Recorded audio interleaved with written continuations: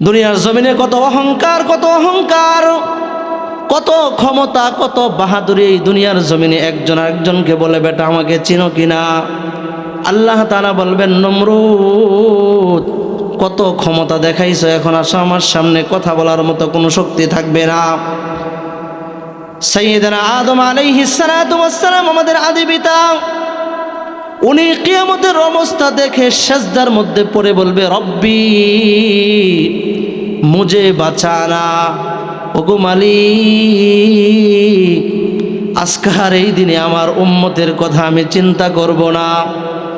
এই কিয়ামতের ভয়াবহতা দেখে আমি সব কিছুকে বলে গেলাম, মালিক তুমি আমাকে বাঁচাও, রব্বি মুঝে বাঁচানা। আদম আলাইহিস সালাতু ওয়াস সালাম সিজদার মধ্যে পড়ে বলতে থাকবেন। শুধু পয়গম্বর আদম আলাইহিস সালাতু ওয়াস সালাম বলবেন তাই নয়, ঈসা আলাইহিস সালাতু ওয়াস সালাম পর্যন্ত সমস্ত নবী রাসূল সকলেই সিজদার মধ্যে পড়ে কেউ উম্মতি উম্মতি বলবে না, সকলেই বলবে রব্বি মুঝে বাঁচানা। আজকের দিনে আমাকে বাঁচাও, দুনিয়ার আর কোনো চিন্তা আমি করতে চাই না, আমার কোনো উম্মতের চিন্তা আমি করতে চাই না, আমার ছেলে সন্তানের চিন্তা আমি করতে চাই না, আমার প্রিয় তোমার কলিজার টুকরা স্ত্রীর চিন্তা এই দিনে আমি করতে চাই না। ও আল্লাহ, আজকের এই দিনে তুমি আমাকে বাঁচাও। যখন সমস্ত মানুষ সিজদার মধ্যে পড়ে নবী রাসূলরা রব্বি মুঝে বাঁচানা বলতে থাকবে, একদল মানুষ কিয়ামতের ময়দান থেকে দৌড় দিয়ে বাবা আদম আলাইহিস সালাতু ওয়াস সালামের দরবারে গিয়ে উপস্থিত হবে। মানুষ গিয়ে বলবে, আদি পিতা আদম আলাইহিস সালাতু ওয়াস সালাম, আপনি একটু আল্লাহ তাআলার কাছে আমাদের জন্য সুপারিশ করে দেন। বলে, কি সুপারিশ করব? বলে, কিয়ামতের ময়দানের এই মাঠের মধ্যে আমরা দাঁড়িয়ে আছি, 50,000 বছর পর্যন্ত কোনো হিসাব হয় না। আমরা দাঁড়িয়ে আছি, এক চুল পরিমাণ এদিক সেদিক করার কোনো সুযোগ নাই। এই ভয়াবহতার সহ্য হচ্ছে না, মাথার সূর্যটা এক হাত অর্ধ হাত উপরে, গলে গলে মগজগুলো নিচে পড়তেছে। ও বাবা, সহ্য তো হয় না, আপনি একটু আল্লাহকে বলে দেন, হয়তো আমাদের ফাইসালা করে, যদি জান্নাত হয় জান্নাত দিয়ে দিবে, না হয় আমাদেরকে জাহান্নামে দিয়ে দেখ, এই আযাব আমাদের সহ্য হয় না। আদি পিতা আদম আলাইহিস সালাতু ওয়াস সালাম বলবেন, না না না, আজকের এই দিনে আমি আদমে আল্লাহ তাআলার সামনে যাওয়ার মতো কোনো যোগ্যতা, কোনো ক্ষমতা আমার নাই। মানুষ বলবে, হাই হাই, আপনি কি বলেন? এই পৃথিবীর সর্বপ্রথম মানুষ তো আপনি, আপনি থেকেই তো আমরা পৃথিবীতে জন্মগ্রহণ করেছি, কি বলেন ঠিক কিনা? আপনি থেকেই তো আমরা জন্মগ্রহণ করেছি, আপনি কেন সুপারিশ করতে পারবেন না? আদম আলাইহিস সালাতু ওয়াস সালাম বলবেন, আমার মালিক যে আকৃতি নিয়ে তার চেয়ারের মধ্যে বসে আছেন, আল্লাহ তাআলা আমাকে বেহেশতের মধ্যে পাঠিয়েছেন, আমাকে বলছেন, আদম এই গন্ধম ফল কিন্তু তুমি খাইবা না, শয়তানের দুকাই পইরা যদি এটা খাও তাহলে কিন্তু তুমি আমার নাফরমানি করবা। কিন্তু আমি তো শয়তানের দুকাই পরে গন্ধম ফল খেয়ে ফেলেছিলাম, আল্লাহ তাআলা দুনিয়াতে পাঠিয়েছিলেন। আমার মালিক যদি প্রশ্ন করে বসে, আদম আজকের এই দিনে তুমি কেন আমার কাছে সুপারিশের জন্য আসছো, আমি কি জবাব দেব মালিকের কাছে? সুতরাং আমার কোনো অবস্থা নাই মালিকের কাছে যাওয়ার। তোমরা অন্য কোনো পয়গম্বরের কাছে গিয়ে বলো তিনি সুপারিশ করতে। আদম আলাইহিস সালাতু ওয়াস সালাম নূহ আলাইহিস সালাতু ওয়াস সালামকে দেখিয়ে দিবেন, ওনার কাছে গিয়ে তোমরা বলো যে আল্লাহ তাআলার কাছে সুপারিশ করতে। একদল লোক চিৎকার করে করে পয়গম্বর নূহ আলাইহিস সালাতু ওয়াস সালামের কাছে এসে বলবে, আপনাকে তো আল্লাহ তাআলা অনেক মোহাব্বত করেছেন, প্লাবন থেকে আপনাকে রক্ষা করেছেন, আমাদের জন্য একটু সুপারিশ করেন। পয়গম্বর নূহ আলাইহিস সালাতু ওয়াস সালাম বলবেন, না না না, আমার পক্ষে আজকের এই দিনে সুপারিশ করা সম্ভব নয়। বলে, কেন? আপনি কি বলেন? এত উঁচু মর্যাদা সম্পন্নওয়ালা পয়গম্বর, কেন আপনি সুপারিশ করতে পারবেন না? ও যুবক, তোমার মতো কত যুবকই না দুনিয়াতে দেখলাম, সারা দেশ সফর করি কত যুবক দেখলাম, মুখের মধ্যে নবীর সুন্নত, মাথার মধ্যে নবীর সুন্নত নিয়ে গড়ে কত সুন্দর জীবন কোরআনের সাথে লাগাইছে।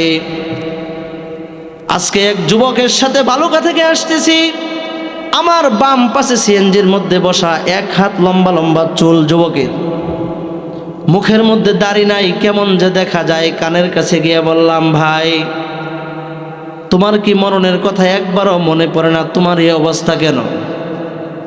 বলে, হুজুর এখনো তো নামাজ পড়ার সময় হয় না, আরো তো সময় সামনে রয়ে গেছে। নাউজুবিল্লাহ বলেন। কি বলে? এখনো নামাজের সময় হয় না। বলে, নামাজ কবে পড়বা? বলে, আমার বয়স যখন 40 বছর হবে তখন থেকে আমি নামাজ শুরু করব, এখন তো নামাজের দরকার নাই। চিন্তা করেন, তার গ্যারান্টি আছে সে 40 বছর পর্যন্ত বাঁচবে? কেউ গ্যারান্টি দিতে পারবে? এখান থেকে আমরা মোনাজাত শেষে আমরা বাড়িতে ফিরতে পারবো এমন গ্যারান্টি কার কার আছে? হাত তোলেন, তোলেন। একজন হাত তুলতে পারবেন কেউ? কিন্তু যুবক দুনিয়ার নেশায়, দুনিয়ার লোভ আর ভালোবাসায়, দুনিয়ার অহংকার করে আমার কলিজার টুকরা যুবক বলে, হুজুর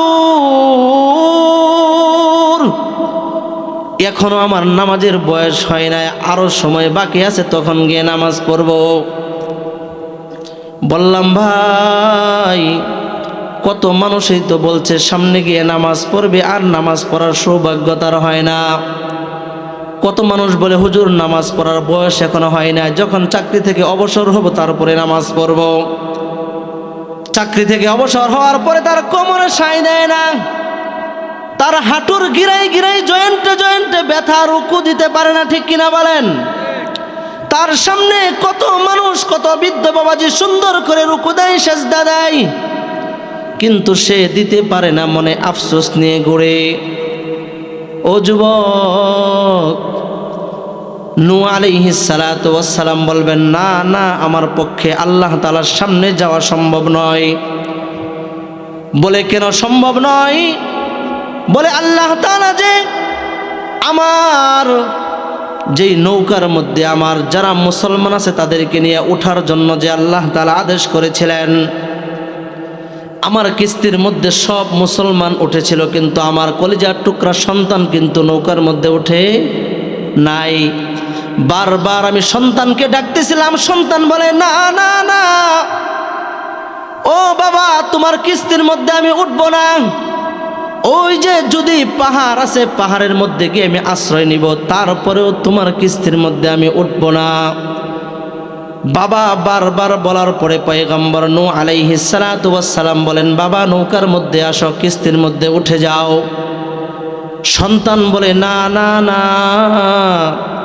তোমার ধর্ম আমার কাছে পছন্দ লাগে না, তার কথাটা আমার মালিকের কাছে পছন্দ হয় নাই। সাথে সাথে মালিক বলতেছেন, ক্বালা ইয়া নূহ ইন্নাহু লাইসা মিন আহলিক ইন্নাহু আমালুন গায়রু সালিহ ফালা তাসআলনি মা লাইসা লাকা বিহি ইলম। ও পয়গম্বর, তোমার ছেলের জন্য তুমি আর দোয়া করো না, কাজে আসবে না, সে মানুষের কাতারের মধ্যেও পড়ে না। আল্লাহ তাআলা যদি আজকের এই দিনে আমাকে প্রশ্ন করে, তুমি কেন আসতো? তোমার ছেলেই তো তোমার জন্ম গ্রহণ করেন নাই, তোমার ছেলেই তো তোমার কিস্তির মধ্যে উঠে নাই, তুমি কেন আজকের এই দিনে আমার কাছে সুপারিশ করতে এসেছো? আমি পারবো না সুপারিশ করার জন্য।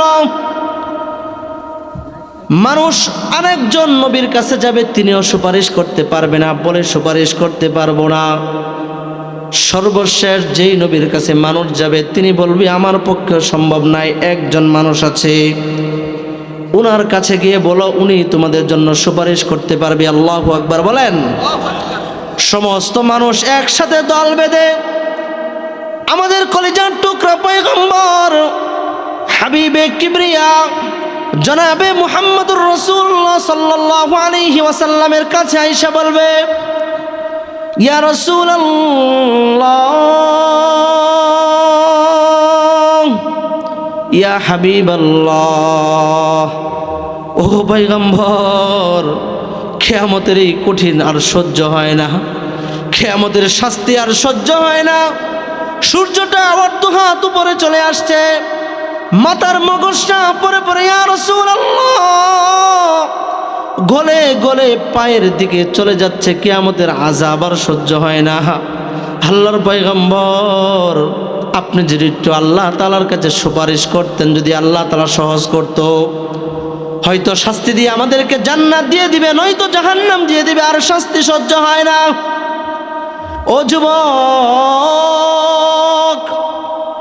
নবীর আদর্শ নিয়ে যদি তুমি মৃত্যুবরণ করতে না পারো, ওই দিন কি হবে? কয়েক বছর আগে তোমার মতো এক যুবকের ঘটনা শুনলাম পাবনায়।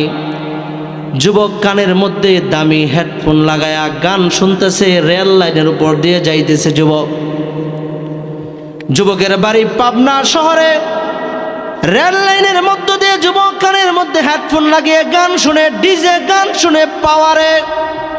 পিছন দিক থেকে রেল আসতেছে। রেলের বাঁশির আওয়াজ কম না বেশি? ট্রেনের বাঁশির আওয়াজ কম না বেশি? আমার কথা বুঝতে কষ্ট হয়? জোরে কোন কষ্ট হয়? মন থেকে কোন, আমার কথা বুঝেন না? বুঝেন না? যুবক কানের মধ্যে ইয়ারফোন লাগায়া, হেডফোন লাগায়া ডিজে গান শুনতেছে দুইটা কানের মধ্যে।